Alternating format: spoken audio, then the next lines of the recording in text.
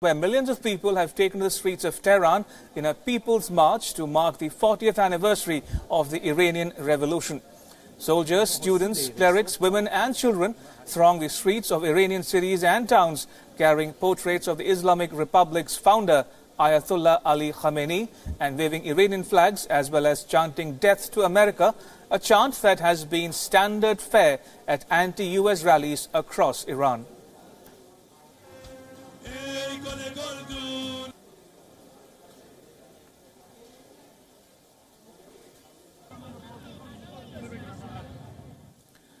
Now, on the 11th of February back in 1979, Iran's US-backed monarch Mohammad Reza Shah Pahlavi was overthrown in a revolution led by Shia cleric Khamenei. Iranian President Hassan Rouhani addressed a massive crowd at the Azadi of Freedom Square in capital Tehran.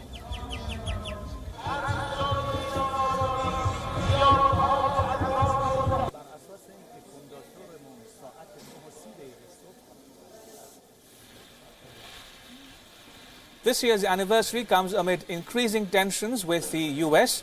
Iran is grappling with the aftermath of President Donald Trump's pullout from the 2015 Iran nuclear deal last year as Washington reimposed tough economic sanctions against Tehran. Meanwhile, Iranian Nobel laureate Shirin Ebadi, who has emerged as one of the most outspoken critics of Iran's leadership, has called on the West to take tougher action against Tehran. Expressing a dislike for tough US sanctions imposed by Washington, Ebadi said that she believes enough international pressure of a different kind can force Iran's establishment from power. به نظر من خیلی احتمالش هم خیلی زیاده، برای اینکه روز اول بیش از 90% مردم این رژیم رو میخواستن و الان اگر یه انتخابات آزاد باشه میبینیم که بیش از 90% مردم این رژیم رو نمیخوان.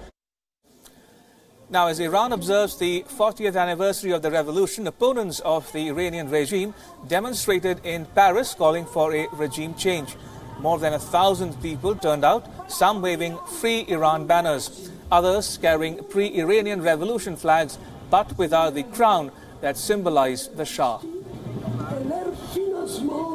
a choisi la fermeté envers.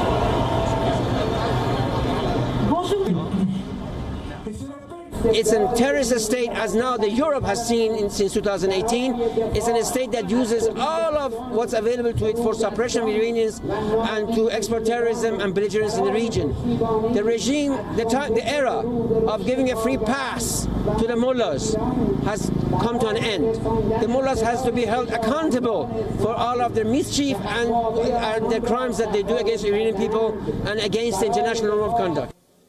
All right, to Europe now, where it's a curious strategy which the right-wing Hungarian Prime Minister Viktor Orban has embarked upon to save the country's future.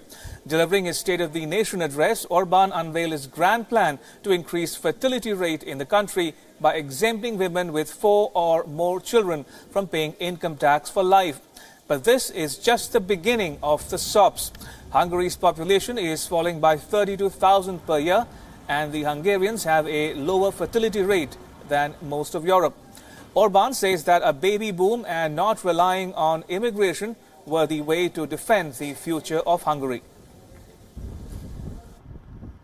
Olyan időket élünk, amikor egész Európában egyre kevesebb gyermek születik. A nyugatiak erre a bevándorlással válaszolnak. Amennyi hiányzik, annyi jöjjön be, és akkor a számok rendben lesznek. A magyar ember másként gondolkodik. Nekünk nem számok kellenek, hanem magyar gyerekek.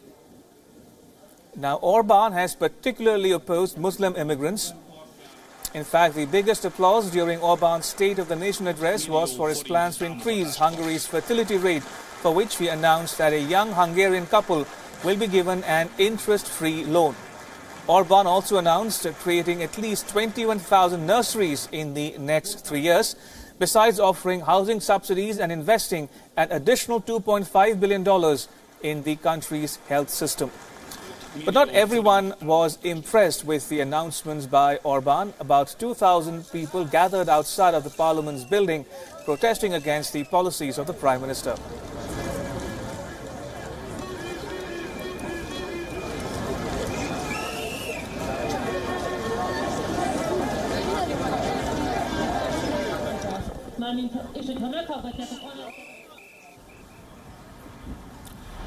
The world population as of this year stands at a staggering figure of 7.5 billion. And the trend is that the population will continue to grow. But this is in stark contrast to the first world industrialized countries such as Japan and other parts of Europe, which have been seen their populations shrink in recent decades.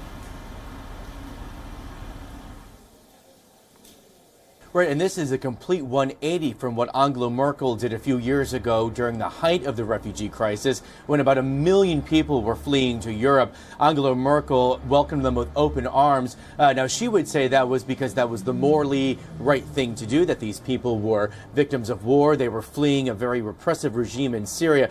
But also there was likely some strategic thinking behind that, because Germany, just like Hungary, is facing a declining population, and that big, huge, robust German economy doesn't have enough workers to fill all the positions that need to be filled. Well, Viktor Orban, during his State of the Nation address, said we cannot use immigrants to fill those jobs and to grow this country. And he called the far left, or the left in Europe, gravediggers. He accused them of killing nations, families in Europe, and the Christian way of life. So we're seeing the Hungarian Prime Minister take that complete 180 approach.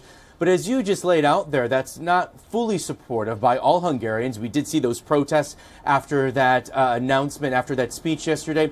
And we've seen protests in Budapest quite frequently recently. That's because people are starting to protest heavy fines for opposition parties, as well as a really big crackdown of the media there. There's not much of a free press in Hungary left, and that's something that really is concerning to lawmakers here in Brussels.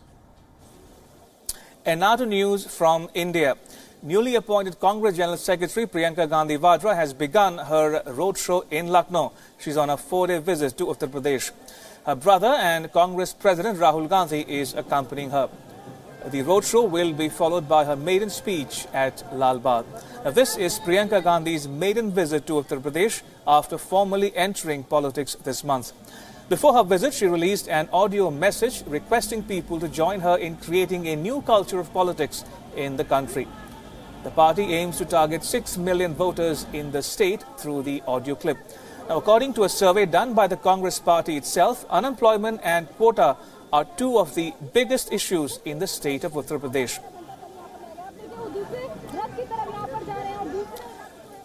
Meanwhile, Congress General Secretary Priyanka Gandhi Vadra has launched her official Twitter account, and her Twitter handle has drawn thousands of followers within the first few minutes. The launch of her social media presence comes ahead of a mega roadshow in Lucknow, marking her first visit to Uttar Pradesh after being given charge of the eastern half of the state for the 2019 national election. A decision to join active politics after years of maintaining a low profile sent a wave of excitement among Congress supporters.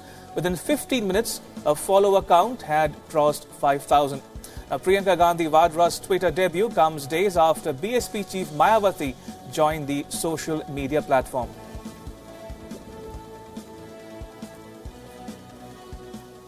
Priyanka Gandhi Vadra has joined social media. She has officially launched her Twitter handle. It took a lot of time on part of Rahul Gandhi to join Twitter. Now, this is the changing behavior of political class in India. Initially, a lot of politicians were reticent to share their views, personal views on Twitter, interact with people on social platforms like Instagram, Facebook and Twitter. But I think the world has changed. And it happened in 2014 because Narendra Modi very successfully utilized social media in his electoral campaign. And the dividends for everyone to see. Congress was late to catch up, but I think Priyanka Gandhi's politics will be slightly different. She has taken quicker decisions on being part of social media, which unlike her brother Rahul did not. He procrastinated a lot. So it also shows us the power of social media, the way politicians in India are using social media, and the way social media is going to shape Indian politics in future.